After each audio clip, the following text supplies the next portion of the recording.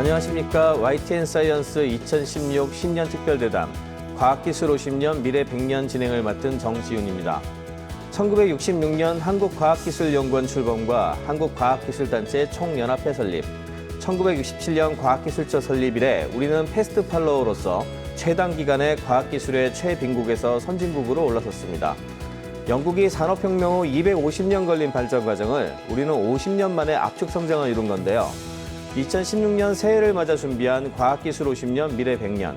오늘은 그 첫 번째 시간으로 우리의 과학기술이 어떻게 발전해 왔는지, 앞으로 나아가야 할 길은 무엇인지, 대한민국 과학기술의 현재와 미래에 대해서 심층적으로 이야기를 나눠보려고 합니다. 제 옆에 과학기술정책연구원 송정국 원장 나와주셨습니다. 안녕하세요. 그리고 광주과학기술원 문승영 청장 나와주셨습니다. 안녕하세요. 오늘 과학기술 50년 미래 100년이라는 주제로 이야기를 나눠볼 텐데요. 지나간 과학기술 50년을 이렇게 뒤돌아본다면 어떻습니까? 예, 대단한 기간이었습니다. 압축 성장이라는 표현이 그 과학기술에도 그대로 해당이 될 것 같습니다. 저는 이제 압축 성장이 가능했던 이유를 좀 몇 가지로 나누어 생각을 해보면은, 첫째는 잘 살아야 되겠다는 그런 경제적인 동기가 굉장히 컸다고 생각을 합니다. 수출 주도형의 그런 그 산업 발전이 필요했었고요. 두 번째로는 정부의 아주 집중적인 그 지원이 있었습니다. 그 정부 출연 연구소를 중심으로 한 그런 그 연구 활동, 그다음에 그 대기업의 그 R&D 활동, 이런 것들이 그 과학기술 발전을 이루었다고 생각을 합니다.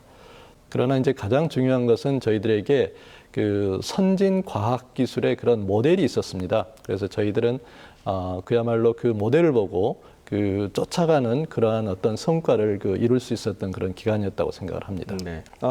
송정국 원장님, 네. 그 선진국들이 우리나라뿐만 아니라 과학기술에 대해서 여러 가지 우대 정책을 좀 펼쳐왔던 것 같은데, 선진국들 사례도 좀 얘기를 좀 해주세요. 네.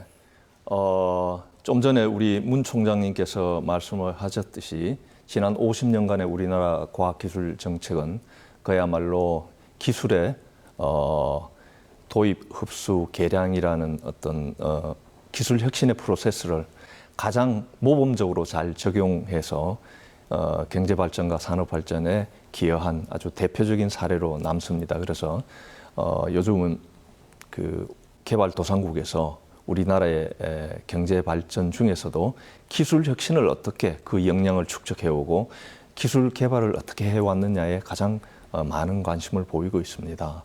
근데 사실은 과학기술 정책의 효시라고 할 수 있는 부분은 미국에서 나왔다고 할 수 있습니다. 2차 대전이 끝나고 루즈벨트 대통령이 베나버 부시라는 연구개발국의 국장에게 네네. 전시가 끝나도 평상시에 미국의 국민들의 보건과 또 미국의 국방과 또 미국 국민들의 생활의 어떤 그 표준을 향상시킬 수 있는 어떤 과학기술의 모습이 보여줘야 되는데, 그렇게 하기 위해서는 뭔가 우리 국가가 해야 될 역할이 있는 것 같아. 그 계획을 좀 써서 제출하라 해서 얘기를 했습니다. 그래서 베나버 부시 박사가 내놓은 Science, the Endless Frontier를 보면은 지금 현재 우리가 수행하고 있는 과학기술 정책의 내용이 그대로 거기에 반영돼 있고, 또 미국이 오늘날 세계를 지배할 수 있고 또 세계의 경제를 리드할 수 있는 어떤 근간이 되는 과학기술 정책의 아주 핵심이 되었다고 봅니다. 물론 독일 같은 나라도 18세기에 그 정말 유럽에서 제일 못 사는 나라에서 지금은 유럽을 리드해 나가는 국가가 될 수 있었던 것도 과학기술 정책을 통해서 국가적인 차원에서 과학기술 발전을 지원해 왔기 때문이라고 할 수 있습니다. 네. 네.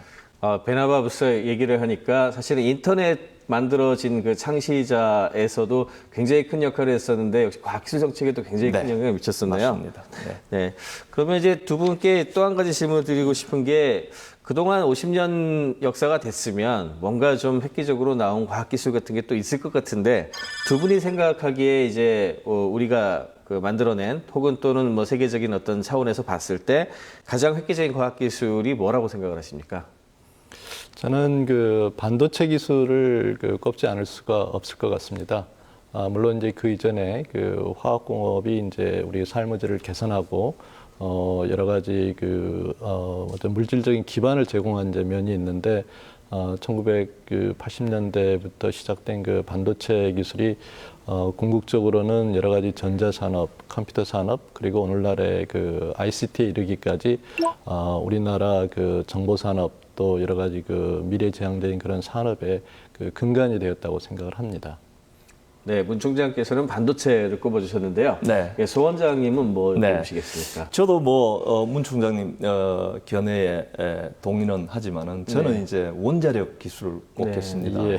이제 원자력 기술이 중요한 이유가 지금 말씀하신 그런 반도체 기술이라든가 첨단 산업을 우리가 일구기 위해서는 전기가 제일 중요합니다. 그래서 안정적으로 전기를 공급할 수 있는 유일한 도구가, 우리는 뭐 자원도 없는 나라였고 미국이 이제 막 2차 대전 끝나고 원자 폭탄이 만들어진 것을 평화적으로 이용하기 위해서 만든 게 원자력 기술인데, 원자력 발전소고, 그걸 우리가 과감하게 도입했다라는 게 오늘날의 한국의 이 산업을 발전시킬 수 있는 가장 큰 핵심 동력이 되지 않았나, 이렇게 생각합니다. 정책 얘기도 좀 잠깐 한번 해보도록 하겠습니다.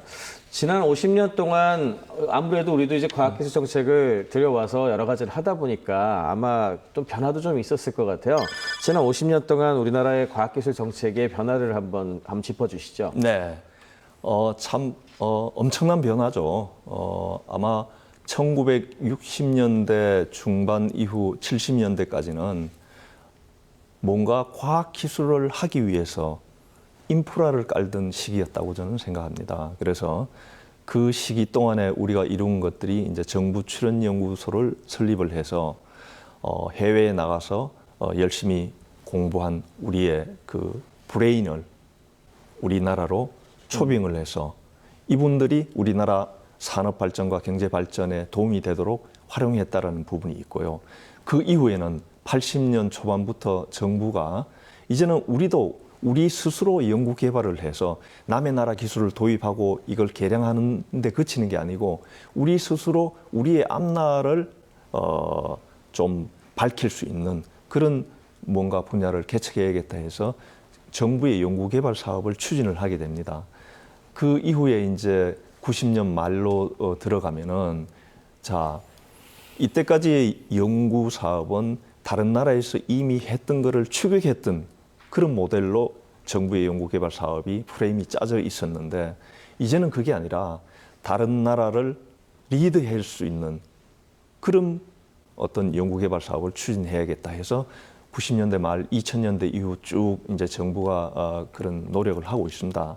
근데 이제 이 부분이 쉽지 않죠. 네, 그렇죠. 왜냐하면 이미 그 전까지는 다른 나라에서 이미 이룩해 놓은 걸 우리가 열심히 일하면은 모방하고 또 개량은 할 수 있었지만은 새로운 걸 찾아낸다라는 거는 상당히 이제 어려움이 있죠. 그래서 아직까지도 진행형으로 남아 있는 부분이 이제 새로운 우리가 분야를 개척하는 게 아닌가, 이렇게 생각하고 있습니다. 네, 또 한 가지는 과학기술하고 사회 현안, 그리고 이제 국민의 행복과 관련된 부분들이 굉장히 중요해지는 것 같습니다. 전에는 우린 돈만 벌면 돼, 이런 식으로 생각을 많이 했었는데, 과학기술이 사회 현안이나 국민의 행복을 위해서 어떤 일을 하고 있나요? 네, 과학기술이 기술 개발을 통해서 우리가 새로운 그 경제를 창출하는 것은 이제 당연한 역할이지만은 또 그로 인한 또 부작용들이 많이 생기고 있습니다. 예를 들어서 환경 문제랄지 여러 가지 사회 현상이랄지 이러한 문제들이 그 단순히 사회 문제, 환경 문제를 우리가 치부하지 말고 좀 더 과학적으로 우리가 접근 방법을 찾아서 그 해결을 해보자 하는 것이 이제 그 새로운 우리가 과학기술의 그 한 부분입니다. 이제 이러한 노력들이 최근 2, 3년 동안 그 정부의 그 노력을 통해서 그 많이 활성화되고 있고 아마 그 여러분들이 이제 최근에 일기예보에 그 매일 그 미세먼지 그 보도가 아마 있는 것을 알고 있을 겁니다. 그래서 이러한 문제들이 이제 과학기술적으로 우리가 해결을 해야 되지만 또 많은 부분이 그 사회 제도적인 부분 또 그 인문 사회의 그런 융합을 통해서 우리가 또 해결해야 될 부분들도 많이 있습니다. 그래서 이런 그 사회 통합적인 그런 그 노력을 과학기술자와 또 그 국민들이 함께 해나갈 필요가 있을 것 같습니다. 네. 또 한 가지 이슈는 2015년에 특히 이렇게 사건 사고가 네. 많지 않았습니까? 뭐 메르스가 아주 우리나라 어떻게 보면 굉장히 창피하다는 생각이 들 정도로 네. 굉장히 좀 이슈가 됐었는데 과학기술을 바탕으로 해서 이렇게 감염병 대응이라든지 또는 재난안전체계 이런 거에 대한 구축에 대해서도 좀 대비를 하고 있나요? 네, 아마 이 최근에도 그랬지만 과거에 우리 그 경제 발전사 속에서 아주 큰 사고들이 많았었죠. 이제 기술의 발전함에 따라서 우리가 얻을 수 있는 긍정적인 부분도 있지만은 소위 말하는 사이드 이펙트라는 부정적인 측면도 없지 않습니다. 그래서 이제 특히 최근에 그런 어떤 큰 사고를 겪으면서 정부에서는 이제 국민안전처라는 부서까지 둬가면서 앞으로 우리 국민들을 그러한 어떤 사고에 안전하게 좀 지키기 위해서는 어떻게 해야 되느냐를 이제 마련하고 있습니다. 마침 국민안전처에서 저희 스태피에게 용역 의뢰한 내용이 있습니다.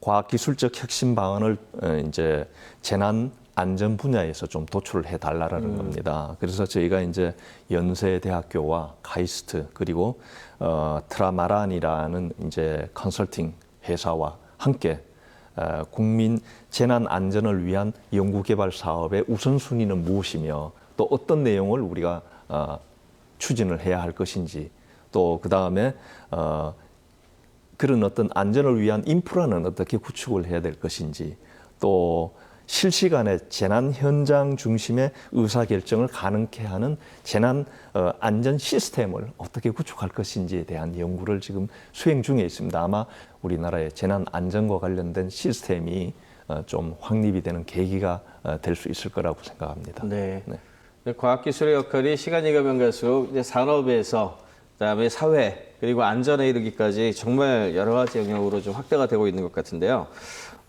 이제 2015년 얘기를 한번 잠깐 해보겠습니다. 2015년에 가장 기억에 남았던 과학기술 핵심 이슈는 무엇이었을까? 이 두 분의 의견이 조금 다르실 것 같은데, 예, 문 총장님 얘기부터 한번 들어보겠습니다. 네. 아마도 언론에서 우리가 가장 많이 이제 봤던 그 과학기술은 무인비행체, 우리가 드론이라고 하는 그 무인비행체와 또 자율주행 자동차 아마 두 가지가 이제 가장 큰 이슈가 됐었던 것 같습니다. 두 가지 기술은 이제 어떻게 보면은 그 이제 미래의 여러 가지 그 활용을 그 염두에 두고 그 세계 각국이 이제 개발하는 이제 그러한 그 기술인데 우리도 본격적으로 이제 이러한 그 미래 기술에 대한 그 개발에 이제 진입을 했다라는 이제 그런 그 의미가 있을 것 같고요. 저는 이제 중요한 것은 그 과학기술의 전반적인 그 추세가 그 포스트 휴먼 그 사회로 가는 그런 어떤 그 길목에서 이 두 가지 기술이 그 지난해 그 대두됐던 것은 결코 우연이 아니다라고 생각을 합니다. 그러면은 아마 로봇 기술과 함께 우리가 그 좀 여러 가지 그 고령화 사회나 그 여러 가지 그 사회 현상에 우리가 대응하는 그 기술도 될 수가 있고 과학기술계에도 여기에 이제 갓 그 시작된 그 이러한 그 포스트 휴먼 사회를 좀 대비하는 그런 좀 기술에 우리가 좀 몰두해야 되지 않을까 하는 생각을 하고 있습니다. 네. 역시 드론하고 무인자동차 관련된 이야기를 첫 선에 꼽아주셨는데 이게 또 뒤에 파급되는 일종의 그 밸류체인, 그 가치 사슬의 크기가 커가지고 더 크게 보시는 분들도 많이 계시더라고요. 그렇습니다. 그런 단순히 그 기계적인 요소뿐만 아니라 그것을 그 여러 가지 그 시스템적으로 그 활용했을 때 그 우리가 얻을 수 있는 그러한 그 경제적인 파급 효과는 매우 크다고 생각을 합니다. 또 그로 인해서 그 생길 수 있는 그 여러 가지 일자리도 있고 그다음에 또 R&D 측면에서도 그 굉장히 많은 그 일자리가 좀 확보되리라고 생각을 합니다. 제가 한 통계에서 보면은 그 군사용 드론 한 대를 운영하기 위해서는 그 수백 명의 인력이 필요하다고 들었습니다. 정비부터 시작해서 조종하는 인력들 이렇게 단순히 그 무인 비행기이기 때문에 사람이 필요 없구나라는 그런 측면이 아니고 그런 어떤 그 그 과학기술의 그런 어떤 여러 가지 우리가 파급 효과도 우리가 좀 결코 놓쳐서는 안 될 것 같습니다. 네. 송정구 원장님은 뭘 꼽으시겠습니까? 네, 저는 이제 다른 관점에서 이제 보면은 우리 서비스 섹터, 네. 대한민국이 가장 이제 좀 생산성이 낮은 분야가 서비스 섹터고 또 선진국에 비해 가지고 서비스 섹터의 포션이 굉장히 작습니다. 예를 들어서 미국, 영국만 하더라도 서비스 섹터가 지금 벌써 80%가 넘어요. 네네. 또 일본, 그다음에 독일만 하더라도 한 70% 초반대의 서비스 섹터가 산업을 차지하고 있죠. 근데 우리나라는 지금 50% 후반대입니다. 그리고 서비스 섹터의 생산성이 낮다 보니까 고용 유발 효과나 기타 경쟁력 부분에서 굉장히 약합니다. 그래서 이제 최근에 우리 정부에서 핀테크를 허용을 했죠. 아마 이게 금융산업에 엄청난 변화를 일으킬 겁니다. 왜냐하면은 물론 이제 인력을 고용하는 부분에 있어서 앞으로 중장기적으로 어떻게 나올 거냐라는 거는 아마 좀 우리가 다시 고찰해 봐야 되겠지만은 이 핀테크를 이용해서 금융산업의 생산성 증대와 효율화, 이거는 또 새로운 고용도 이제 창출을 할 수 있는 분야입니다. 뭐 핀테크를 활용을 하면은 기존에 있는 우리 은행의 지점들이 없어지니까 지점에서 고용한 은행 인력들이 줄지 않느냐라고 생각할 수 있지만 그 이면에 또 이 핀테크를 잘 제대로 안전하게 우리가 유지하고 경쟁력을 가지게 하기 위해서는 또 다른 인력이 소요가 되는 거거든요. 네. 그래서 저는 이런 부분들이 앞으로는 우리 새로운 성장 동력으로 주목받을 수 있고 또 이런 부분들이 잘 되게 하기 위해서는 융복합 제품이나 산업에 적용되는 그런 어떤 시험, 인증, 평가 이런 제도들이 과거에 단순한 제조업을 기준으로 하는 인증, 시험, 평가 기준으로는 이게 활성화될 수 없다. 네. 그래서 그런 규제들이 또 개선이 돼야 된다라고 저는 생각합니다. 네.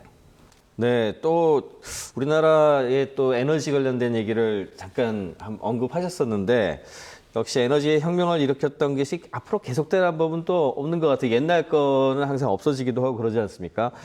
상징적인 얘기지만 우리나라 첫 원자력 발전소죠. 고리 1호기가 2017년 6월 18일에 이제 전력 생산을 마치고 이제 폐로가 된다고 하는데 이렇게 되면 원전 해체 기반 기술 같은 것도 되게 중요하고 그다음에 이로 인한 뭐 대체와 관련된 기술도 필요하고 여러 가지가 필요할 것 같은데 어떻게 대비를 해야 될까요?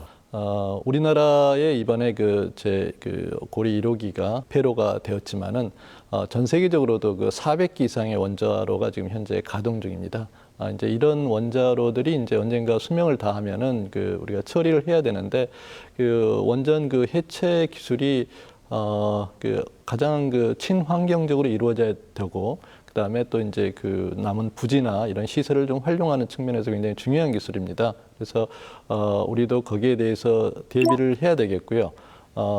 일단 해체 비용이 최소 5, 6천억에서 1조 이상의 그런 비용이 들어가는 굉장히 큰 시장입니다. 그래서 이제 그러한 시장에 대비하는 측면도 있고 또 몇 년 전 우리가 동일본 지진에서도 네네. 보았듯이 우리가 그런 재해에 대비하는 이제 그런 측면도 있습니다. 그래서 원전을 안전하게 디커미셔닝하는 이제 이러한 기술은 우리들에게 매우 시급하고 꼭 필요한 기술입니다.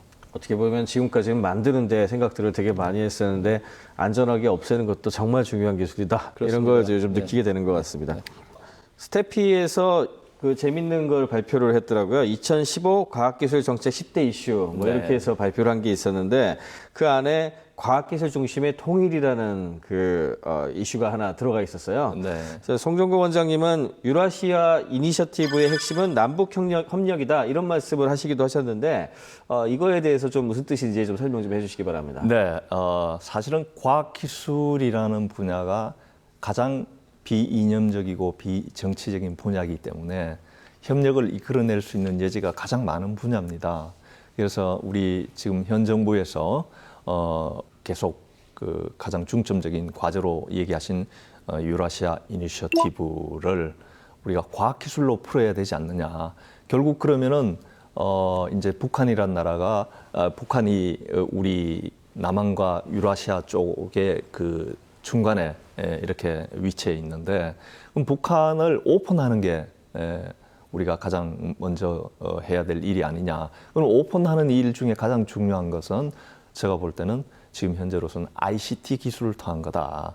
우리 과거에 우리 그 소프트웨어 하는 전문가와 교수님들이 북한에 가서 소프트웨어 교재를 배포를 하고 북한이 이 ICT 쪽으로 좀 발전을 할 수 있도록 도와준 적이 있습니다. 물론 그게 뭐 부정적으로 뭐 거꾸로 해킹이니 뭐 이런 문제를 유발할 수 있지 않느냐, 그는 전혀 그렇지 않다고 합니다. 전문가들 입장에서는.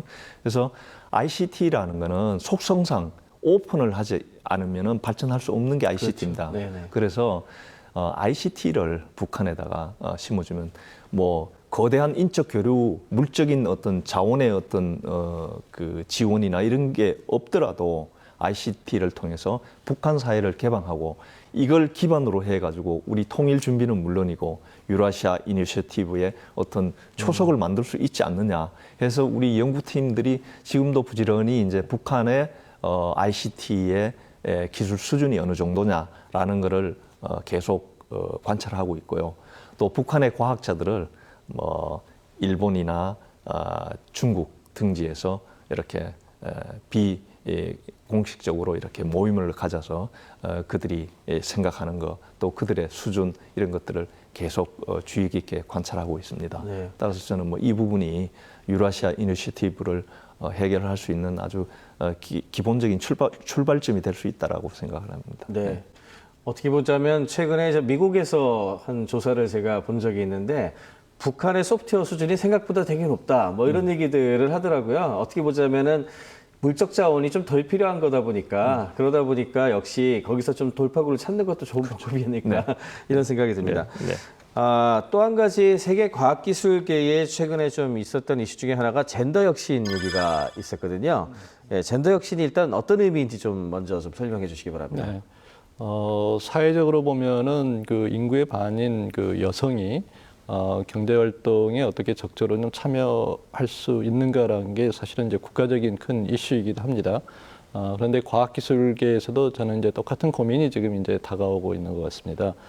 어떻게 그 여성 과학 인력을 우리가 활용하느냐 하는 이제 그런 이제 측면입니다. 그래서 우리가 그동안에 그런 성적 어떤 차별에 의해서 있었던 장벽이 있다면 이제 우리가 그걸 좀 제거를 좀 해야 되겠고요. 이제 제가 말씀드린 것은 먼저는 지금 사실은 이제 지식의 생산자 측면에서 젠더 문제를 제가 언급을 한 것이고 또 반대로 우리가 이제 R&D를 하는데 또는 어떤 기술을 실제 상용하는 데 있어서 그동안에 그러면 과연 우리가 젠더 측면 그러면은 여성을 얼마나 배려한 그런 어떤 기기 설계나 제작이나 그다음에 사용의 편의성이나 이런 것들을 우리가 과학기술 고려를 했는가 이런 사실은 이제 반성을 통해서 지식의 생산자로서의 여성 또 지식의 소비자로서의 여성을 우리가 다 같이 배려하자는 이러한 것이 이제 저는 이제 젠더 혁신이 아닌가 생각을 하고 있습니다.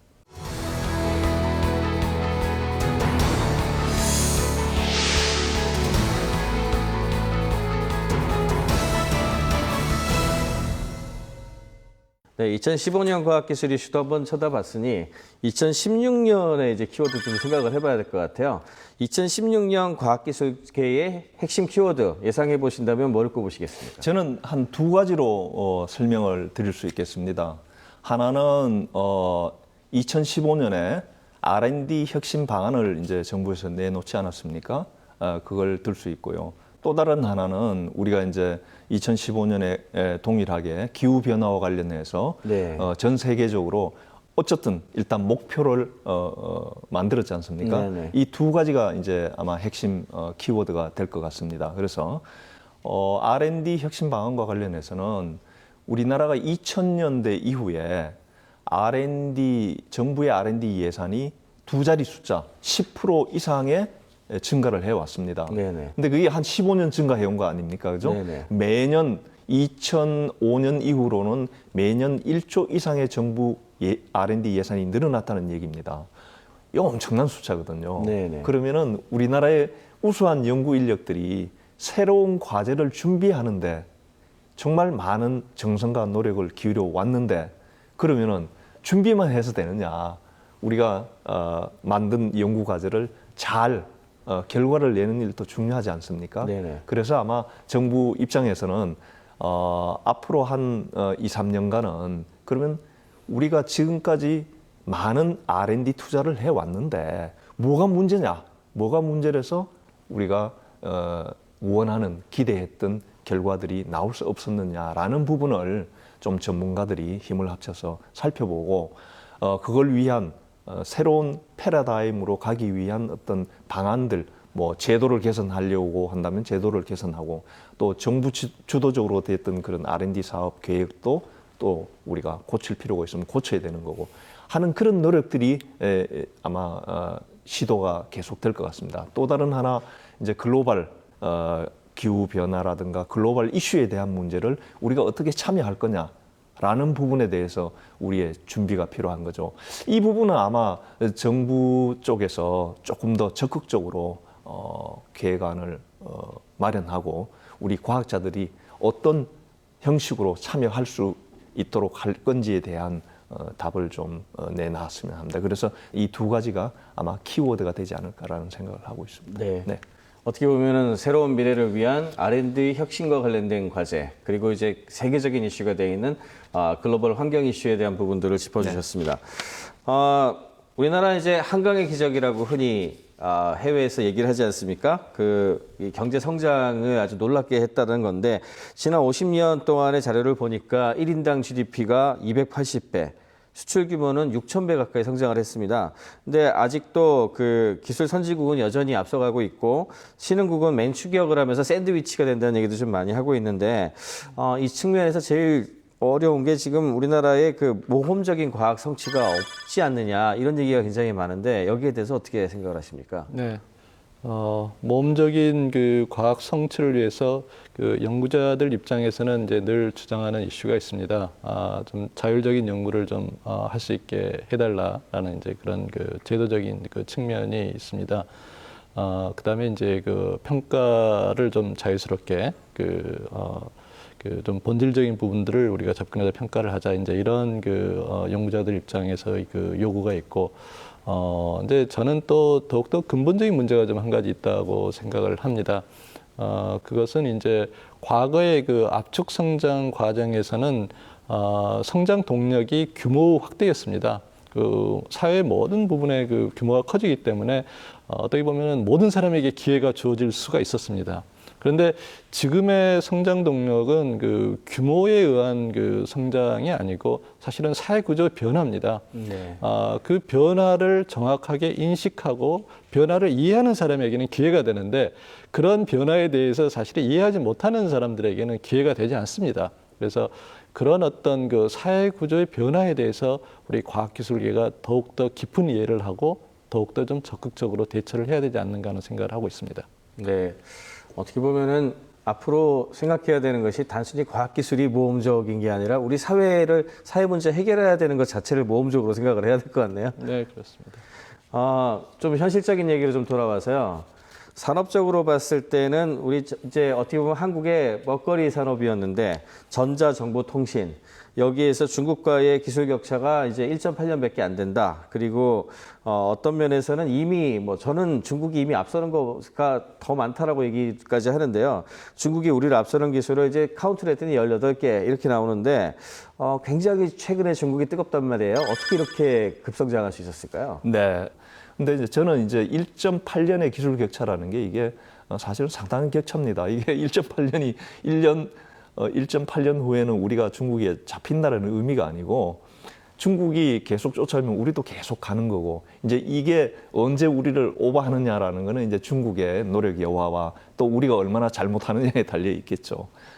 그렇지만 어쨌든 이 전자정보통신 분야는 중국이 또 본인들의 산업 발전을 가장 빨리 선진국을 따라잡을 수 있는 분야라고 책정을 해놓고 중앙정부 차원에서 지속적으로 밀어온 부분이 있고, 또한 이제 이 정보 통신 또 전자 분야는 굉장히 매스 프로덕션에 적용될 수 있는 그런 산업 분야라고 봅니다. 그래서 중국의 시장이 워낙 크기 때문에 중국 자체의 어떤 표준만 가지고라도 중국이 뭐 글로벌 마켓에 수출을 안 하더라도 충분히 유지를 할 수 있는 분야이기 때문에 저는 뭐 중국이 이 분야에서 산업 발전을 한다라는 거에 대해서는 뭐 크게 놀라운 사실은 아니다.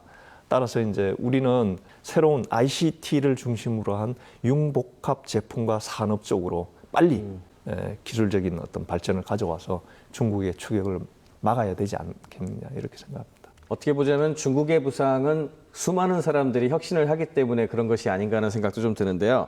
지금까지 과학이 스폰서 탤런트 구조였다면 이제는 대중의 시대가 아닌가 뭐 이런 이야기들이 중국을 보면서도 좀 나오는 것 같아요.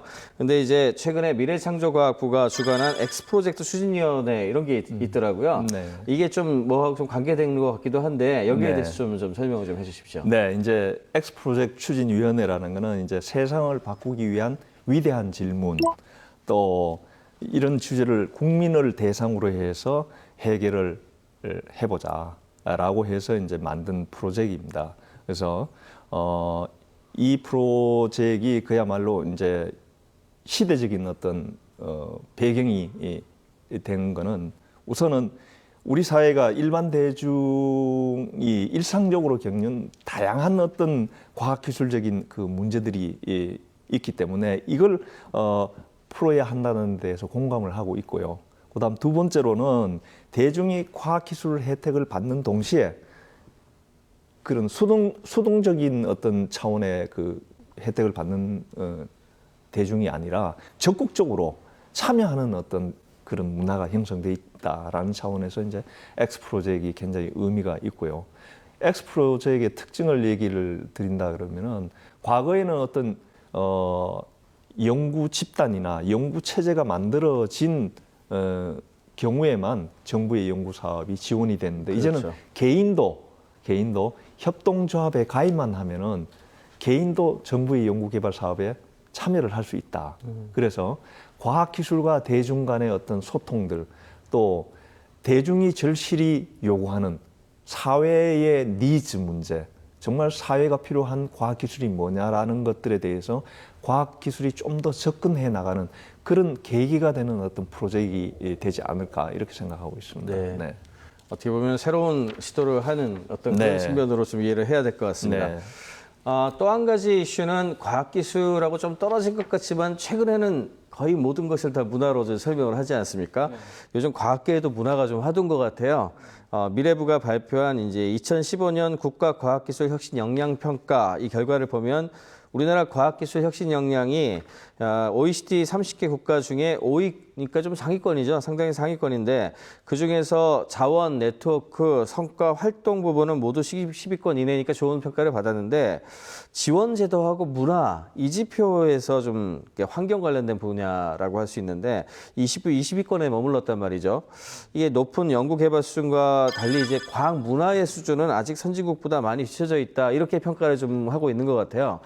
그 이유가 뭘까요? 저는 이제 뭐 그동안에 뭐 잘못되었다는 것보다는 이제 그 과학기술의 이제 발전 과정에서 이제 이 문제가 이제 그 거론될 시기가 되었다라는 생각을 합니다.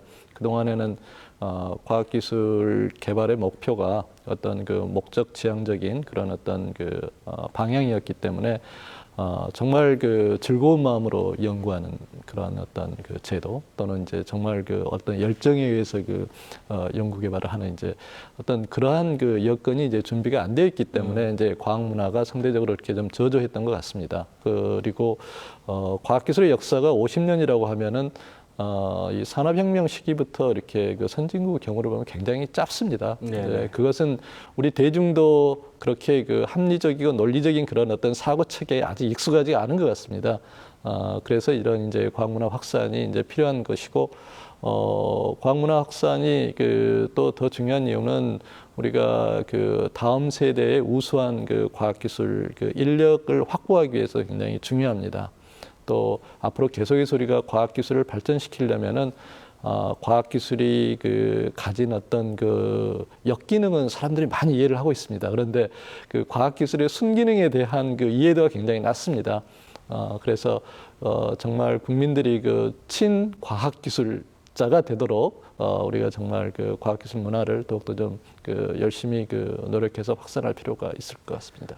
이렇게 우리 삶 곳곳에 이제 과학이 퍼지면서 과학의 혜택을 많이 누리고 있는데 그럼에도 불구하고 이걸 잘 모르는 것 같아요. 그리고 과학 문화 확산을 위해서 여러 가지 노력이 필요할 텐데 송 원장님 어떤 방안이 있을까요? 네, 사실 우리 정부가 2000년도 들어오면서 과학 대중화, 과학 문화 확산에 대해서 많이 노력을 해왔습니다.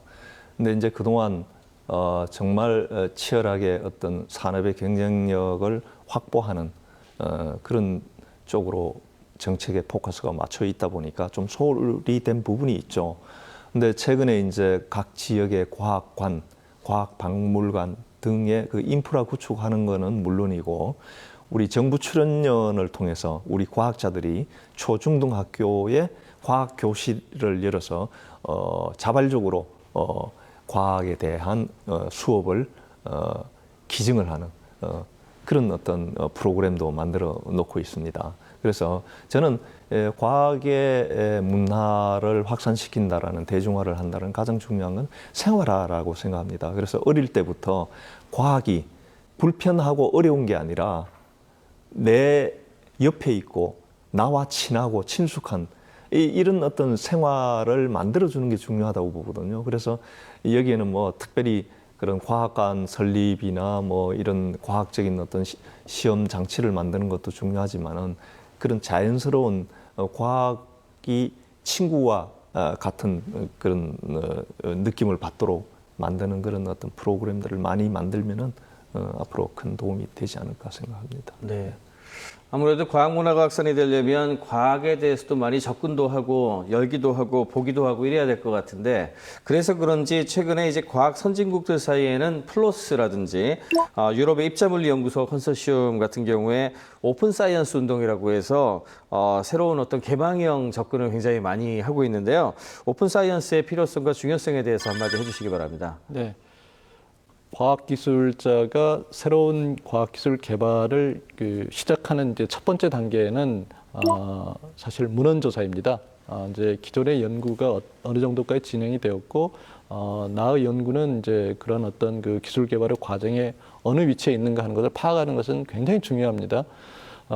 그런데 지금 문제점 중에 하나가 우리가 소위 말하는 SGI 논문이라고 제출하는 이제 그런 굉장히 중요한 데이터베이스가 굉장히 고비용으로만이 접근이 가능하고 그 활용의 문턱이 굉장히 높다는 것입니다. 그래서 이제 과학자들 사이에서 우리가 만들어낸 결과를 그런 어떤 특정 회사의 그 이익을 위해서 기여하는 것보다 우리들이 조금 수평적인 어떤 그런 네트워크를 통해서 서로 교류를 하면은 우리가 지식을 공유하고 거기에서부터 더 좀 빠른 속도로 우리가 연구 개발을 할 수 있지 않을까 하는 이제 그런 생각에서 사실 이제 오픈 사이언스 운동이 이제 시작이 되었습니다. 그래서 이것은 이제 어떤 지적 재산권을 해치는 그런 운동은 절대 아니고 우리가 조금 더 어떤 공개된 그런 플랫폼을 통해서 더 좀 활발한 그런 어떤 연구 활동을 할 수 있는 그런 어떤 하나의 방법이라고 생각을 합니다. 이것은 자연스럽게 보면은 어떤 이제 인터넷 문화로 사실은 가능한 이제 그런 이제 플랫폼이 되겠습니다. 그래서 이제 국내에서도 이제 그런 활동이 이제 활발하게 좀 일어나고 있고 또 정부에서 하고 있는 이제 기자재 공동 활용 이제 이러한 것도 어떻게 보면은 이제 오픈 사이언스의 이제 한 운동이라고 생각을 합니다. 그래서 이러한 데이터베이스를 또는 어떤 시설을 인적 네트워크를 쉽게 접근할 수 있을 때 어떤 기술 개발의 효율성이 훨씬 더 올라갈 것이라고 생각을 합니다. 네, 총장님 얘기를 듣고 보니까 오픈 사이언스가 단순히 좀 논문 열심히 보고 접근해서 보자는 수준은 아닌 것 같아요. 이런 오픈 사이언스에 주목하기 시작한 게 우리나라도 2009년부터라고 하는데 우리나라에서 진행 중인 또는 진행 예정인 오픈 사이언스 관련 정책이 있습니까? 네. 2015년에 OECD 과학기술 장관 회담에도 굉장히 화두가 됐었죠. 그래서 오픈 사이언스 정책에는 크게 두 가지를 볼 수 있습니다. 공공연구 성과물을 접근이 개방화되는 오픈 액세스라는 부분이 있고요. 또 연구 데이터의 어떤 개방, 협력을 추진하는 오픈 데이터, 이 두 가지가 있습니다. 우리나라는 특히 이제 연구 성과물에 대한 그 액세스를 개방하는 오픈 액세스 정책에 대해서 굉장히 선도적인 편입니다. 그래서 우리 키스티 한국과학기술정보연구원 혹은 또 연구재단을 통해 가지고 정부의 연구 성과물을 개방하는 데 노력을 많이 하고 있습니다. 그 대표적인 걸로 NTIS를 들 수 있습니다. 네. 근데 이제 실질적으로 이런 부분들이 과학자나 정말 그 기본적인 그 과학자들이 원하는 정보를 알기 위해서는 조금 더 로우 데이터까지 좀 개방을 해줘야 될 필요성이 있다고 봅니다. 아직 그 부분에 대해서는 뭐 개인의 프라이버시 문제 뭐 이런 것들이 충돌하다 보니까 아직 완결은 되지 않았습니다만 우리나라에서도 지금 이 세계적인 경향을 따라가기 위한 노력들이 정부 정책에서 나오고 있습니다. 네. 뭐 오픈 사이언스 관련해 가지고는 저도 2008년부터 글을 많이 써가지고 좀 아쉬운 점이 있다면은 여전히 과학자 중심으로 흘러가고 있는데 어떻게 보면 과학 연구 기술 개발을 누구나 할 수 있도록 열어주는 어떤 그런 측면, 이렇게 크라우드 소싱을 한다거나 여러 사람들이 협력할 수 있도록 하는 그런 모델들도 좀 신경을 써주면 좋겠다. 네, 저는 이제 그런 뭐 작은 바람이 좀 있습니다. 네. 우리나라가 이제 제2의 한강의 기적을 이제 낳으려면 융합기술에서 획기적인 돌파구를 열어야 한다 이런 얘기들을 많이 하지 않습니까? 그래서 미래 100년 이제 더 큰 과학 강국으로 우뚝 서기 위해서는 어떤 과제가 필요하다 이렇게 보십니까? 네. 지금까지 우리가 그 어떤 기술 중심에서 어떤 정책을 폈다면은 저는 우리의 미래는 그 사람에 있다고 생각을 합니다. 그래서 창의적인 인재가 나오는 것이 이제 우리가 우리 미래를 사실은 이제 그 보장하는 길이라고 생각을 하는데, 그러면 창의적인 인재는 그냥 그저 나올 수 있느냐? 절대 그것은 아닙니다. 거기에도 우리가 투자를 하고 노력을 해야 됩니다. 그것은 그 어떤 교육적인 측면에서 우리가 노력을 해야 된다는 것인데, 저는 이제 그 과학기술 개발 정책에 있어서 대학과 그 출연 연구소와 그다음에 그 기업의 그런 어떤 그 역할을 지금보다 더 훨씬 더 좀 더 명확하게 좀 구분을 했으면 하는 생각입니다. 그래서 대학에서는 어떤 그 기술적인 그런 어떤 성과 목표보다도 정말 창의적인 인재를 어떻게 좀 키워낼 수 있을 것인가, 좀 이런 면에 우리가 조금 더 고민을 하고 그 노력을 할 수 있는 여건을 좀 만들어 준다면은 대학이 정말 이런 그 우리의 그 미래 100년을 위한 그런 어떤 인재 양성을 좀 할 수 있지 않을까 하는 생각을 하고 있습니다. 우리가 연구비를 이렇게 받는 것은 그 사실 어렵지 않은데, 이런 그 인재 양성을 위한 그런 어떤 그 프로그램이나 그런 어떤 그 실행안을 가지고 우리가 그 어떤 우리가 노력을 그 집중하기에는 굉장히 그 사실은 그 정책적으로도 어려운 면이 있습니다. 그래서 저는 단연코 우리 미래는 정말 그 창의적인 인재에 있고 그것은 대학이 꼭 달성해야 될 목표라고 생각을 합니다. 네, 역시 과학기술은 사람이다라는 차원의 어떤 그런 얘기를 더 해주신 것 같습니다. 송 원장님, 이제 좀 중요한 이야기로 장기적인 관점을 좀 봐야 될 것 같은데요. 우리나라 과학계가 선도적인 역할을 해나가려면 이런 장기적인 관점에서의 정책의 목표가 좀 있어야 될 것 같아요. 그런 정책 목표는 어떤 것이 될까요? 네, 뭐 좀 전에 우리 문 총장님이 말씀하신 대로 정말 창의적인 인력을 어떻게 잘 육성할 거냐에 대해서는 아마 이론의 여지가 없이 가장 중요한 우리가 정책이 추진해 나가야 될 목표 중에 하나라고 봅니다. 그래서 지난 50년의 추격형 패러다임에서 새로운 어떤 창조적인 어떤 패러다임으로 우리가 넘어가야만 되지 않습니까? 그러기 위해서는 크게 우리 과학기술의 두 가지의 그 목표와 또 제도적인 어떤 변화가 있어야 된다고 봅니다.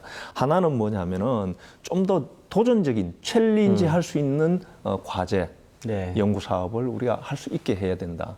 또 다른 하나는 과거의 산업의 경쟁력, 산업의 진흥을 위해서 포커스를 맞췄던 정부의 연구개발 사업들이 이러한 정말 공익적인 문제를 해결하고 사회적인 문제를 해결할 수 있는 쪽으로 포커스를 이제 틀어야 된다. 왜냐하면 이게 이제 도전적인 연구하고 같은 맥락을 가지고 있습니다.